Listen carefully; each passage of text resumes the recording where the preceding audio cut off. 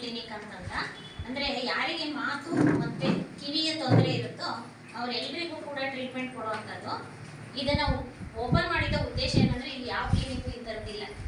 ಒಂದು, ನನ್ನ ಮಗಳು MBBS ಸೀಟ್ ಸಿಕ್ಕರೆ ಅದನ್ನು ಬಿಟ್ಟು ನಾನು ಜನರ ಸೇವೆ ಮಾಡಬೇಕಂತ ಹೇಳಿ ಈ ಕೋರ್ಸಿಗೆ ಮೈಸೂರಿನಲ್ಲಿ ಸೇರಿಕೊಂಡು 6 ವರ್ಷಗಳ ಕಾಲ ಸತತವಾಗಿ ಆ ಕೋರ್ಸನ್ನು ಮಾಡಿದ ಮೇಲೆ ನಾವು ಈ ಊರಲ್ಲಿ ಇದ್ದೇವೆ, ಈ ಊರಿನವರಿಗೆ ಇದು ಅನುಕೂಲ ಸಿಗಬೇಕನ್ನೋಕ್ಕೋಸ್ಕರ ನಾವು ಇದನ್ನು ಓಪನ್ ಮಾಡ್ತೀವಿ. ಈಗ ಅವಳು ಲಂಡನ್ನಲ್ಲಿದ್ದಾಳೆ. ಲಂಡನ್ನಲ್ಲಿದ್ದರೆ ಹೈಯರ್ ಎಜುಕೇಷನ್ಗೆ ಹೋಗಿದ್ದಾಳೆ.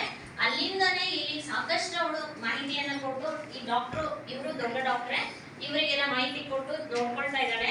ನಾವೊಂದು ಸೇವಾ ಮನೋಭಾವನೆಯಿಂದ ಓಪನ್ ಮಾಡಿದ್ವಿ. ಯಾಕೆಂದ್ರೆ ಇಂಥ ಮಕ್ಕಳನ್ನ ಕರ್ಕೊಂಡು ಮೈಸೂರಿಗೆ ಹೋಗಿ ಮನೆ ಮಾಡಿಕೊಂಡು ಅಲ್ಲಿ ಟ್ರೀಟ್ಮೆಂಟ್ ತಗೊಳ್ಳೋದು ಒಂದು ಪದ್ಧತಿ. ಮೈಸೂರಲ್ಲಿ ಮಾತ್ರ ಇದಕ್ಕೆ ದೊಡ್ಡ ಆಸ್ಪತ್ರೆ ಅಂತ ಇರೋದು, ಗೌರ್ಮೆಂಟ್ ಆಸ್ಪತ್ರೆ. ಅಲ್ಲಿಗೆ ಹೋಗಿ ಮನೆ ಮಾಡಿದ್ರೆ ನಿಮ್ಮ ಉದ್ಯೋಗ ಆಗಲಿ, ನಿಮ್ಮ ಮನೆ ಕೆಲಸಗಳೆಲ್ಲ ತೊಂದರೆ ಆಗುತ್ತೆ ಅಂದ ಕೂಡಲೇ ನಾವು ಇದೇ ಊರಲ್ಲಿ ಒಂದು ಮಾಡಿದ್ವಿ ಅಂದ್ರೆ ಈ ಸುತ್ತಮುತ್ತ ಇರೋರಿಗೆಲ್ಲ ಉಪಯೋಗ ಆಗಲಿ ಅಂತ ಇಲ್ಲಿ ಮುಧೋಳು ಕಾರ್ಯಕ್ರಮವನ್ನ 2 ತಿಂಗಳ ಹಿಂದೆ ಮೊದಲನೇ ಮೇಡಮ್ ನಾವು ಕರೆದೆಲ್ಲ ಹೇಳಿದ್ರು, ಹಿಂಗ್ ಮಾಡೋಣ ಸರ್, ಹಿಂಗ್ ಮಾಡೋಣ ಸರ್ ಅಂತ ಹೇಳಿ. ಅವ್ರು ಅವಾಗಿಂದನೇ ಅವ್ರು ನಮ್ಗೆ ಈ ಮಕ್ಕಳಿಗೆ ಏನೋ ಒಂದು ಉಪಯೋಗ ಆಗಲಿ ಅನ್ನೋ ವಿಚಾರ ಹೊಂದಿದ್ರು. ಅವ್ರು ನಾವ ಕಾರ್ಯಕ್ರಮ ಅಂತ ನಾವ ಮುಂದೆ ಹಾಕೋದು, ನಮ್ಮ ಕಾರ್ಯಕ್ರಮದ ಮುಂದೆ ಹಾಕೊಂಡು ಈ ಒಂದು ಬಂದೈತಿ.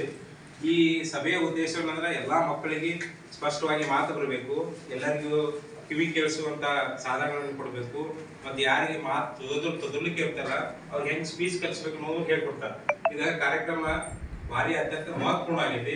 ಯಾರು ತಮ್ಮ ಮಕ್ಕಳ ಗಡ್ಬಡಿ. ಎಲ್ಲ ಪ್ರೇಕ್ಷಕರಿಗೆ ನಮಸ್ಕಾರ. ಈ ಒಂದು ಉಚಿತ ಆರೋಗ್ಯ ಶಿಬಿರದಲ್ಲಿ ಪಾಲಕರು, ಕಿವಿ ಕೇಳಲಾರದ ಮಕ್ಕಳು ಹಾಗೂ ಸಿಬ್ಬಂದಿ ವರ್ಗದವರು ಈ ಒಂದು ಶಿಬಿರದಲ್ಲಿ ಹಾಜರಾಗಿ ಕಾರ್ಯಕ್ರಮವನ್ನು ಯಶಸ್ವಿಗೊಳಿಸಿದರು.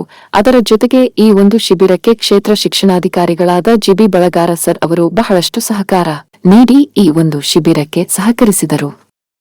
ಪ್ರೇಕ್ಷಕರಲ್ಲಿ ವಿನಂತಿ ಏನೆಂದರೆ ನಮ್ಮ ಪ್ರೀತಮ್ ನ್ಯೂಸ್ನಿಂದ ಲೈಕ್ ಮಾಡಿ, ಸಬ್ಸ್ಕ್ರೈಬ್ ಮಾಡಿ, ಶೇರ್ ಮಾಡಿ. ಜೈ ಶ್ರೀರಾಮ್, ಜೈ ಶ್ರೀರಾಮ್. ಎಲ್ಲರಿಗೂ ಒಳಿತಾಗಲಿ, ಎಲ್ಲರಿಗೂ ಶುಭವಾಗಲಿ.